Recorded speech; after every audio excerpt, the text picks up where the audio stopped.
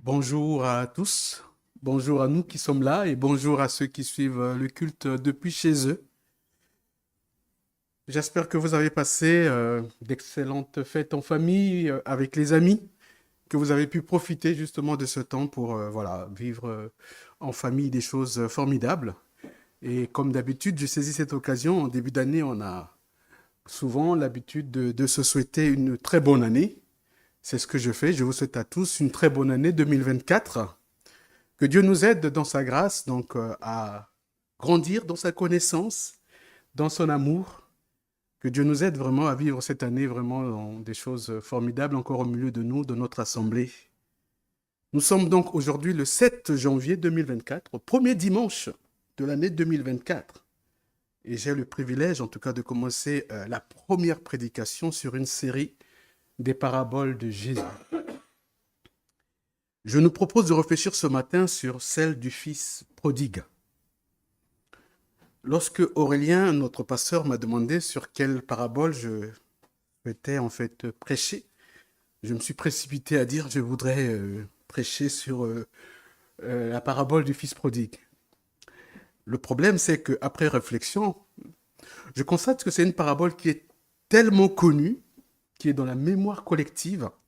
Chacun a déjà son opinion, chacun a déjà plus ou moins une opinion sur cette parabole. Donc il y a une difficulté, puisque c'est comme lorsqu'on vous a déjà raconté un film, après le voir, on peut ou ne pas trouver un intérêt à regarder. Mais la parole de Dieu, c'est une parole vivante qui se renouvelle chaque jour, qui nous parle selon les circonstances. Donc je n'ai pas finalement eu peur de continuer sur ce choix-là. Alors, pour que ça ne nous endorme pas, donc j'ai pensé qu'il fallait reconstituer un tout petit peu, ou plutôt le traiter dans le contexte euh, de l'histoire, donc de l'époque de Jésus, où ça s'est fait, pour que nous puissions vraiment saisir toute la richesse de cette parabole, qui est véritablement un chef-d'œuvre. Un chef-d'œuvre parmi les paraboles que Jésus a fait. Et je propose de l'aborder donc en le restituant dans la culture d'origine. Et pour cela, donc, j'ai eu recours à un livre qui s'intitule Les paraboles aujourd'hui, visage de Dieu et image du royaume. C'est Amar Diabala qui l'a écrit. C'est un professeur de théologie systématique, doyen de la faculté de théologie évangélique de Montréal, malheureusement décédé en décembre dernier 2023. Dans cette parabole qui se trouve dans Luc 15, 11 à 32, il est question de l'amour d'un père. Le mot père est répété 12 fois dans cette parabole. Il est question de repentance pour un fils cadet, mais il est aussi question de colère, de jalousie et de refus de partager la joie du père pour le fils aîné. Donc je vous propose de revisiter ensemble cette parabole, l'une des plus longues et des plus riches, en tout cas, que nous allons prendre dans Luc 15, versets 11 à 32. Mais je vous propose de prendre déjà le verset 1 et le verset 2 qui nous sert d'introduction à cette parabole, puisque c'est trois paraboles qui parlent plus ou moins du même thème. On va prendre le verset 1 et 2 avant de prendre au verset 11. Lisons la parole de Dieu.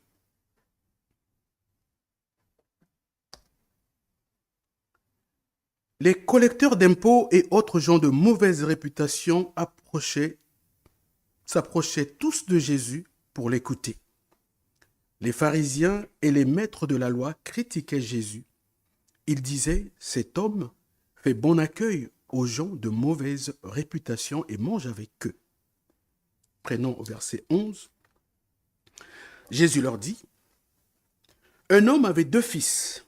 Le plus jeune dit à son père, mon père, donne-moi la part de notre fortune qui doit me revenir. Alors le père partagea ses biens entre ses deux fils. Peu de jours après, le plus jeune fils vendit sa part de la propriété et partit avec son argent pour un pays éloigné. Là, il vécut dans le désordre et dissipa ainsi tout ce qu'il possédait. Quand il eut tout dépensé, une grande famine survint dans ce pays et il commença à manquer du nécessaire. Il alla donc se mettre au service d'un des habitants du pays, qu'il envoya dans ses champs pour garder les cochons. Il aurait bien voulu se nourrir des fruits du caroubier que mangeaient les cochons, mais personne ne lui en donnait. Alors, il se mit à réfléchir. Alors, je vais enlever mes lunettes parce que j'ai un problème. Il se mit à réfléchir sur la situation et se dit, tous les ouvriers de mon père ont plus à manger qu'il ne leur en faut, tandis que moi ici, je meurs de faim. Je veux repartir chez mon père et je lui dirai, mon père, j'ai péché contre Dieu et contre toi, et je ne suis plus digne que tu me regardes comme ton fils. Traite-moi donc comme l'un de tes ouvriers. Et il repartit chez son père. Tandis qu'il était encore assez loin de la maison, son père le vit et eut profondément pitié. Il courut à sa rencontre, le serra contre lui et l'embrassa. Le fils lui dit alors, mon père, j'ai péché contre Dieu et contre toi. Je ne suis plus digne que tu me regardes comme ton fils. Mais le père dit à ses serviteurs, dépêchez-vous d'apporter la plus belle robe et mettez-la lui. Passez-lui une bague au doigt et des chaussures aux pieds. Amenez le veau que nous avons engraissé et tuez-le. Nous allons faire un festin et nous réjouir, car mon fils que voici était mort et il est revenu à la vie. Il était perdu et je l'ai retrouvé. Et ils commencèrent la fête. Pendant ce temps, le fils aîné de cet homme était au champ. À son retour, quand il approcha de la maison, il entendit un bruit de musique et de danse. Il appela l'un des serviteurs et lui demanda ce qui se passait. Le serviteur lui répondit, ton frère est revenu et ton père a fait tuer le veau que nous avons engraissé parce qu'il a retrouvé son fils en bonne santé. Le fils aîné se mit alors en colère et refusa d'entrer dans la maison. Son père sortit pour le prier d'entrer. Mais le fils répondit à son père, écoute, il y a tant d'années que je te sers sans avoir jamais désobéi à l'un de tes ordres, pourtant tu ne m'as jamais donné même un chevreau pour que je fasse la fête avec mes amis. Mais quand ton fils que voilà revient, lui qui a dépensé entièrement ta fortune avec des prostituées, pour lui tu fais tuer le veau que nous avons engraissé. Le père lui dit, mon enfant, tu es toujours avec moi, et tout ce que je possède est aussi à toi. Mais nous devions faire une fête et nous réjouir, car ton frère que voici était mort. Il est revenu à la vie. Il était perdu, et le voilà retrouvé. Nous nous arrêtons. Je vais prier. Seigneur, merci pour ta parole que tu nous donnes encore ce matin. Ouvre notre intelligence, ouvre nos cœurs, ouvre nos oreilles, Seigneur, à saisir ce que tu veux nous apporter encore ce matin. Nous te bénissons, Seigneur, pour ta parole. Reçois notre reconnaissance et notre louange en Jésus. Amen. Je propose que nous abordions cette parabole en voyant d'abord la liberté illusoire du fils cadet. Donc ça sera du verset 11 au verset 23. Puis la colère du fils aîné. Et nous terminerons par quelques enseignements de cette parabole. Mais avant d'aller plus loin, rappelons ce qu'est une parabole, quel est le but, quelle est la finalité d'une parabole. Il y a le théologien britannique Charles Harold Dodd qui nous donne une excellente définition de la parabole.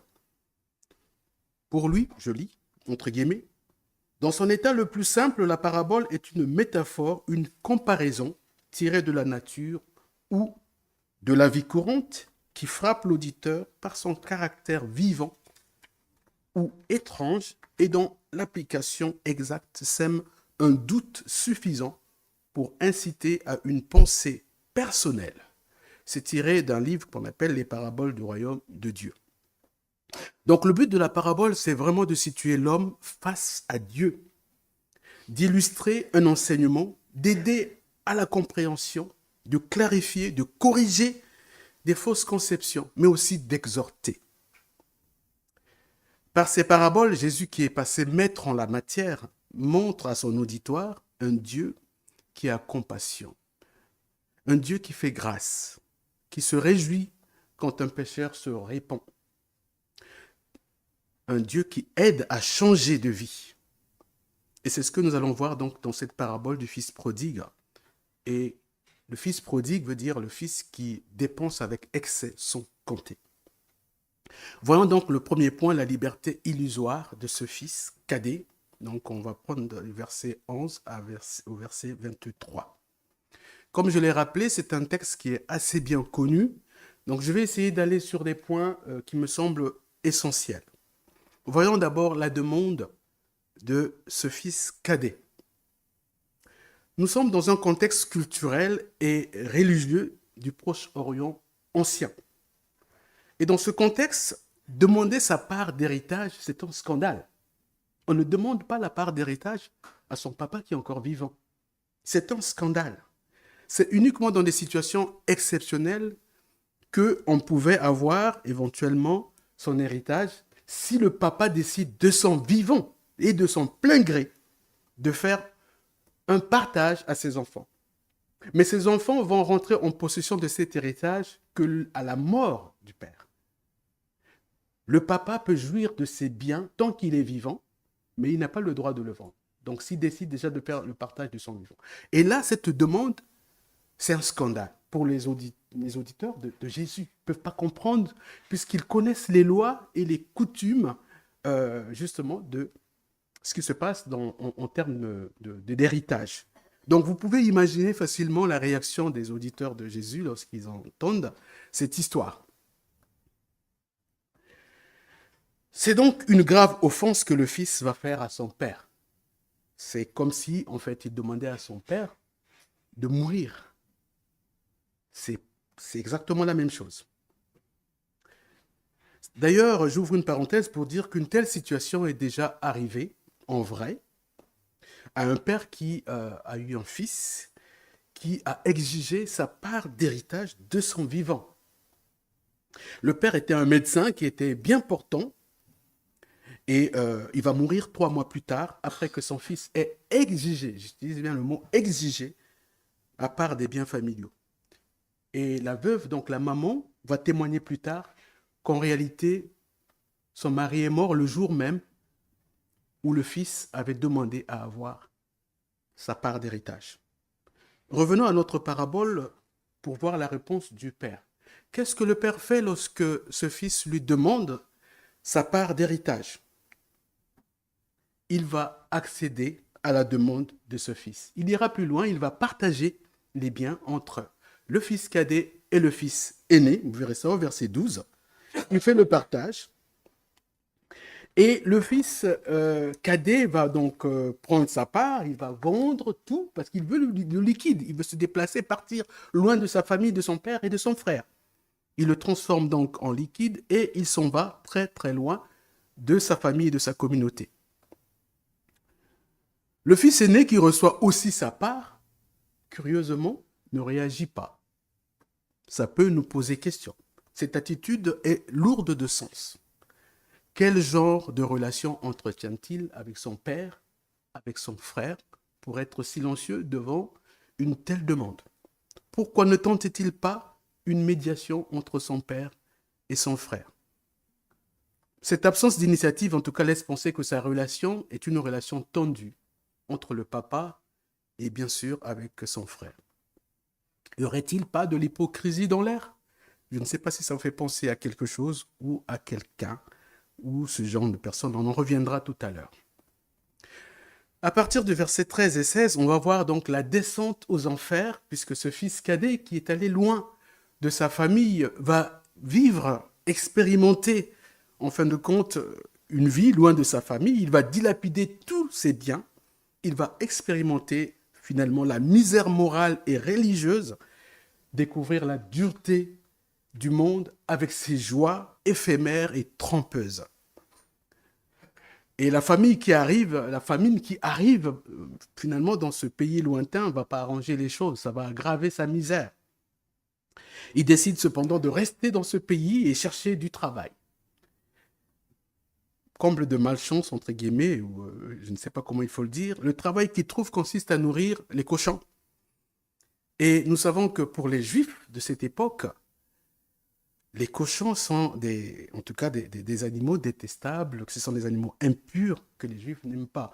Imaginez un tout petit peu l'auditoire de Jésus en apprenant l'histoire que le travail que va faire ce fils, c'est d'aller garder les cochons.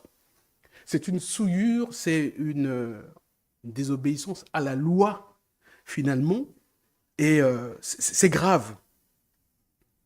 C'est un travail dégradant, mais pour lequel il ne trouve pas les moyens de vivre. Malgré son travail dégradant, il n'a pas de revenus. Il pense même à manger la nourriture qui est réservée à ces bêtes-là.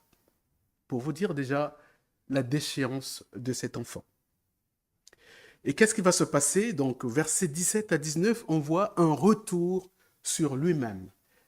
Il va entrer en lui-même, il va réfléchir. Donc, arriver au comble de la déchéance humaine. Il prend conscience de sa situation. Le texte nous dit qu'il se mit à réfléchir sur lui-même.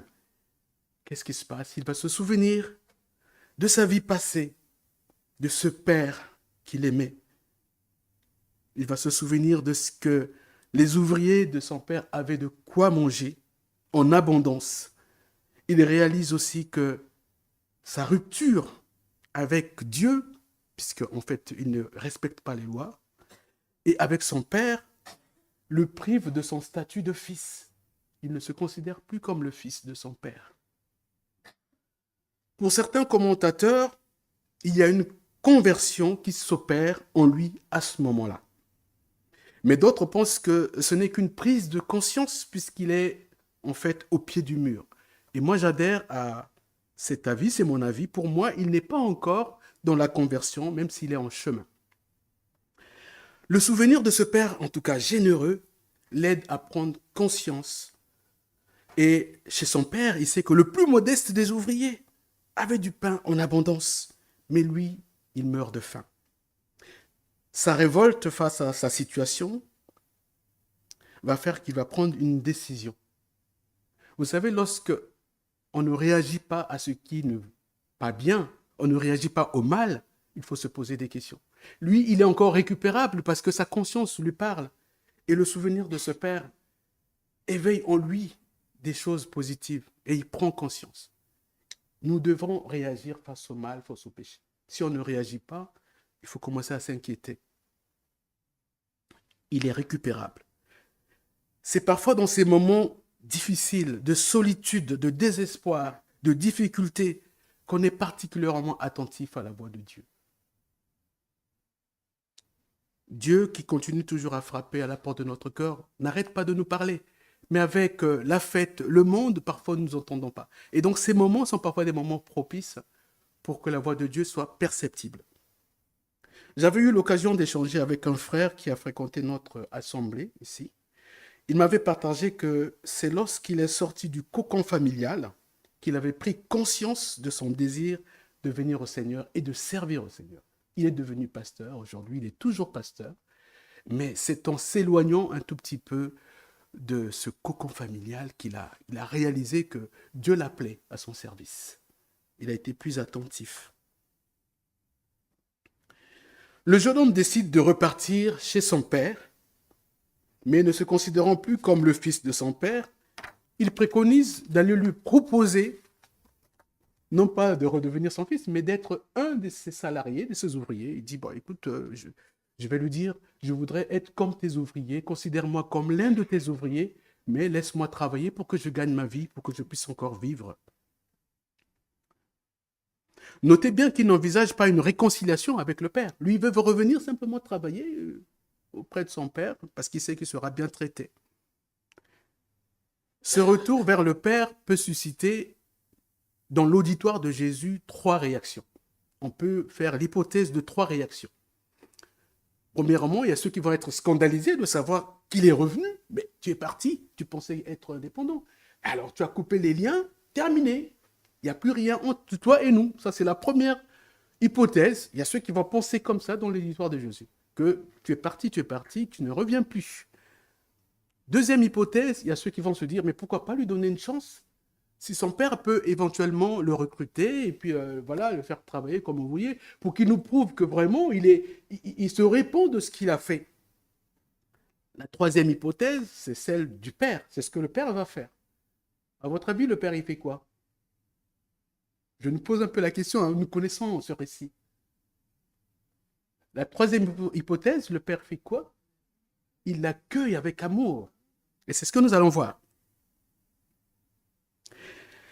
Et donc, à partir du verset 20, donc jusqu'au 23, nous allons voir la compassion et la joie de ce père qui retrouve son fils perdu. Et on voit les gestes du père qui traduisent sa tendresse, son amour. Nous l'avons chanté. Hein. Dieu est bon, Dieu est merveilleux. Et donc, on voit la tendresse du père, son amour, sa volonté de protéger son fils. Il veut le restaurer et lui rendre sa dignité vis-à-vis de ses serviteurs et de sa communauté. Je vous propose de voir plus en détail ce que le Père fait. Il court. Il court. Il est inimaginable de voir un noble de cette époque, parce que c'était quand même quelqu'un qui était vraiment d'un certain, je ne sais pas comment, rang social, on va dire aujourd'hui. Un noble de cette époque orientale, vous savez comment ils étaient habillés? Ils avaient des robes flottantes et ils courent avec le risque de tomber, peut-être se ridiculiser. Ils courent à la rencontre de ce fils. En courant, le père s'humilie publiquement. Mais le but, c'est de protéger. Il ne court pas pour courir. Avant que le fils n'arrive au village, de loin, il l'aperçoit et il court à sa rencontre. Dans quel but? Dans le but de le protéger, de montrer qu'il aime encore son fils, qu'il l'a pardonné, pour l'empêcher d'être moqué, ou même que la colère du village s'exprime sur son fils. Il court à sa rencontre et il l'embrasse. Il l'embrasse, il court. Il le rencontre à l'entrée du village. Il veut montrer qu'il s'est réconcilié avec son fils. Il lui épargne les moqueries, la colère. Il préfère qu'on se moque de lui plutôt que de son fils. Il montre donc publiquement à tous, y compris à son fils, qu'il a accordé son pardon, qu'il montre sa compassion. Et pour montrer cela, il l'embrasse, signe de pardon et de réconciliation. Face à cet accueil sans réserve du père, mais le fils est ému. Il avait fait un plan pour dire, je viendrai, je serai ton ouvrier, je vais travailler pour toi. Mais avec cet accueil sans réserve, avec cet accueil plein d'amour, sa vision du père change complètement. Et il change son discours. J'ai péché contre Dieu, j'ai péché contre toi. Il reconnaît. Pour moi, c'est là que la conversion se fait. Face à cet accueil sans réserve du Père, il change complètement sa perception des choses et son discours. Il voulait se racheter par ses propres efforts, mais il est bouleversé par l'accueil de ce Père qui n'exige aucune condition, aucune preuve de sa repentance. Se repentir, c'est renoncer à l'orgueil. Nous avons dit ici que parfois l'orgueil nous éloigne de Dieu. C'est renoncer à l'orgueil pour accepter avec bienveillance. C'est se rendre compte que nos propres efforts ne suffisent pas pour réparer le mal qu'on en a fait. Vous voyez un peu ce qu'il avait fait, les dégâts qu'il avait causés, les relations brisées, les torts causés à son père, à sa famille. Le fils comprend enfin que le pardon ne se mérite pas, ne s'achète pas. Mais ça se donne librement, ça se reçoit librement, avec humilité et dans la joie. Le père va faire quoi? Il va ordonner à ses serviteurs d'habiller le fils pour montrer qu'il le rétablissait dans ses fonctions, dans ses prérogatives de fils, dans ses droits, dans ses responsabilités. Et donc, on va voir des symboles. La plus belle robe, la robe qui est réservée aux occasions exceptionnelles, qu'on doit donner au fils, on doit l'habiller pour dire qu'il est maintenant de la maison. Il était parti, mais il est maintenant de la maison. On va le réintégrer dans ses prérogatives. On peut aussi donc voir la dimension, une dimension eschatologique. Vous savez que dans Ésaïe 61, 10, on nous dit Dieu nous revêtira, en tout cas, d'un vêtement de salut. Et c'est cette image-là qu'on peut donner de cette robe qu'on va habiller le fils cadet. On lui met au doigt l'anneau. L'anneau, signe de pouvoir. C'est un sceau. On voit dans Genèse 41, 42. Signe de pouvoir réel. On peut s'étonner vraiment de la confiance du Père. Il n'a pas fait de preuve de sa repentance à part revenir, mais il lui fait confiance, il lui donne ce pouvoir.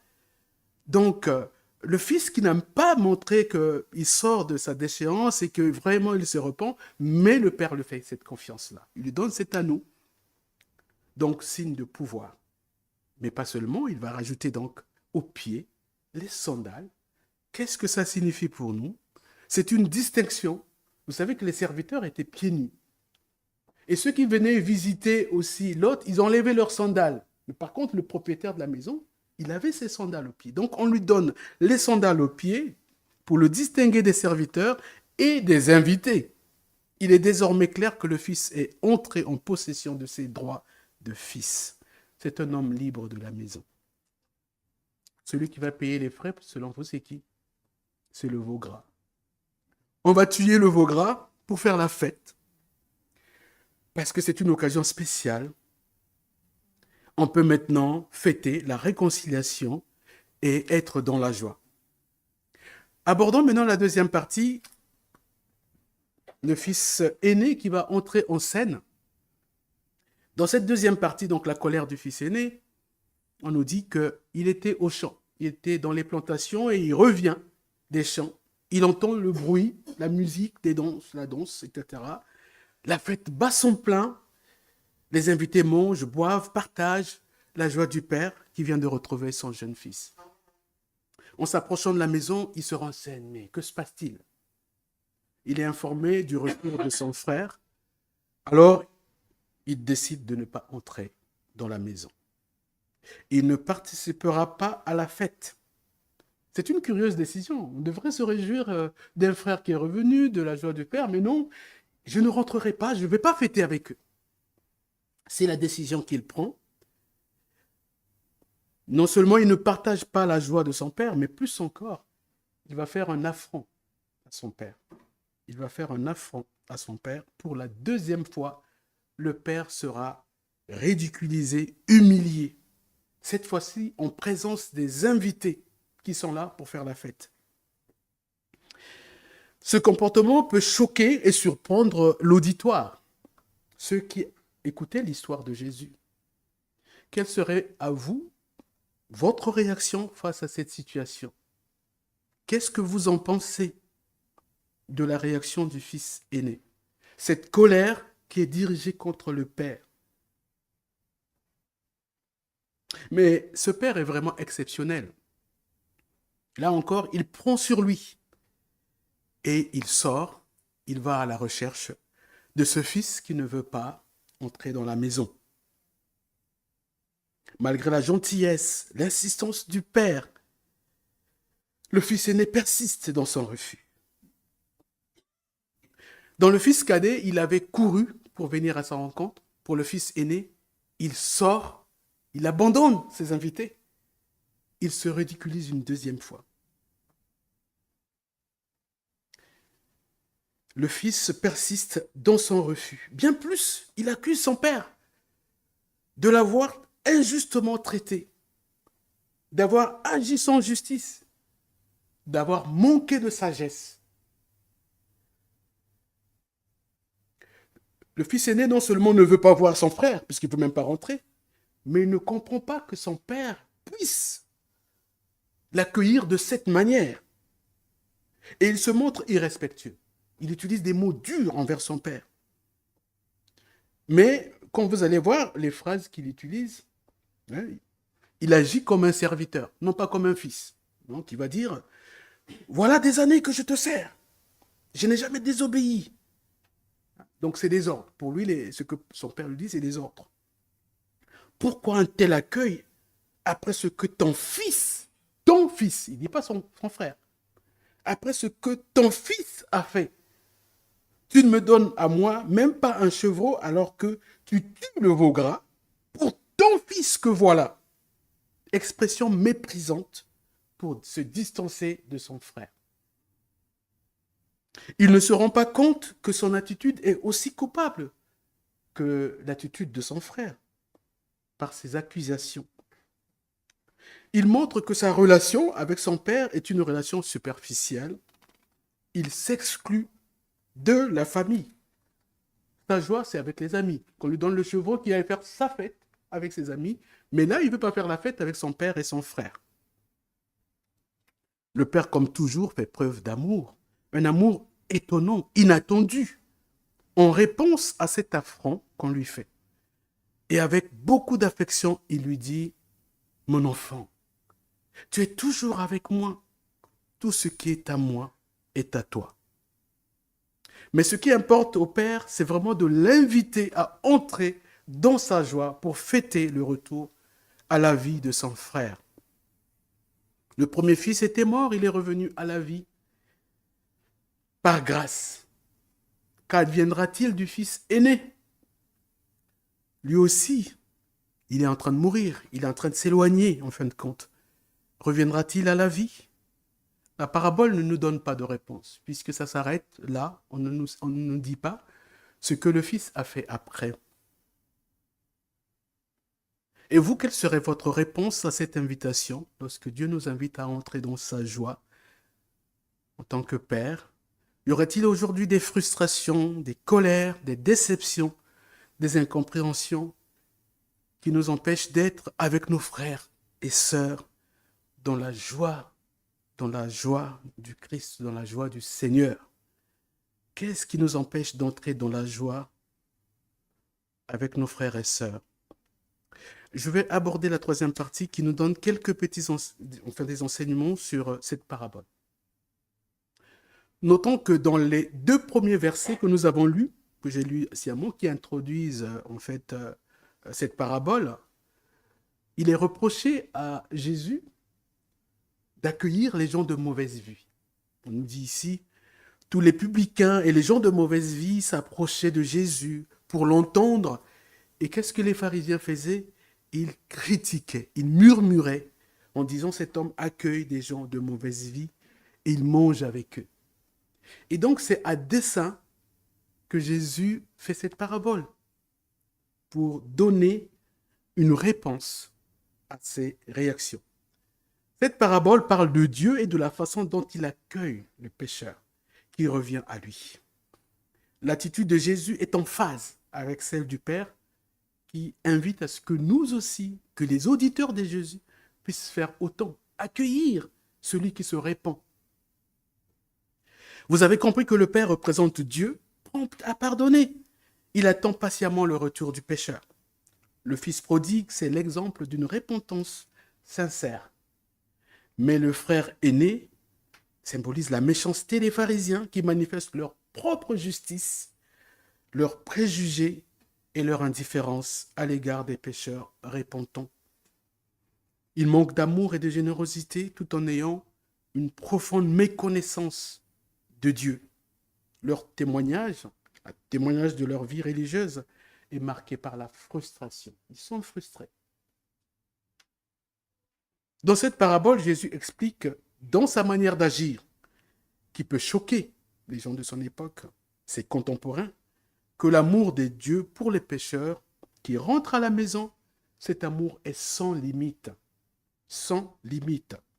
Et l'attitude de Jésus correspond tout à fait à la nature et à la volonté même de Dieu. Nous avons ici une affirmation voilée de la filiation de Jésus qui agit en lieu et place de Dieu. Jésus montre qu'il est le représentant de Dieu. Et il le montre à travers cette parabole. J'ai noté un commentaire qui dit que Jésus est la sortie du Père vers le Fils pour aller à sa rencontre, mais aussi cette force éveillant le souvenir de la paternité divine. C'est Jésus qui vient à notre rencontre, ce Père qui court vers son Fils. C'est aussi le souvenir. Jésus nous rappelle l'amour du Père. On peut aussi voir dans les gestes du Père qui court pour protéger son Fils et prendre sur lui le châtiment qui nous était réservé. C'est l'image de ce Dieu qui nous rejoint à travers Christ et qui prend sur lui l'opprobre et la punition que nous méritions. À son rôle de juge, il préfère celui du Père. Au lieu d'une sentence, il accorde son pardon.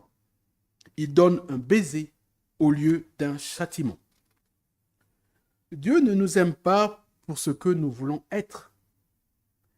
Il nous aime pour ce que nous sommes, ici, maintenant, dans notre présent. Il nous aime même avec nos faiblesses. Cette parabole nous apprend que Dieu est très riche en amour et que son amour pour mon frère, pour ma sœur, n'enlève en rien l'amour qu'il a pour moi. C'est comme si le fait que Dieu va aimer mon frère, il va plus m'aimer. Non, il est riche en amour et l'amour qu'il a sur mon frère n'enlève en rien l'amour qu'il a pour moi. Comment vivons-nous nos relations avec nos proches? Sommes-nous sincères ou hypocrites? Quel est notre regard et notre attitude face à ceux qui sont loin du Père, qui se meurent? Devons-nous les condamner, les juger ou agir et prier pour qu'eux aussi entendent l'appel de Dieu et qu'ils viennent à la maison, qu'ils rentrent dans la maison dans la joie du Père? Sans doute nous arrive-t-il malheureusement d'être plus royalistes que le roi, de juger à la place du juge suprême, de condamner là où Dieu pardonne. Jésus, dans Luc 15, verset 7, nous dit ceci, il nous rappelle ceci. Je vous le dis, il y aura plus de joie dans le ciel pour un seul pécheur qui se repent que pour 99 justes qui n'ont pas besoin de repentance. Un seul qui se repent, et il y a la joie au ciel. Quelques mots de conclusion. En ce début d'année, en tout cas propice aux résolutions,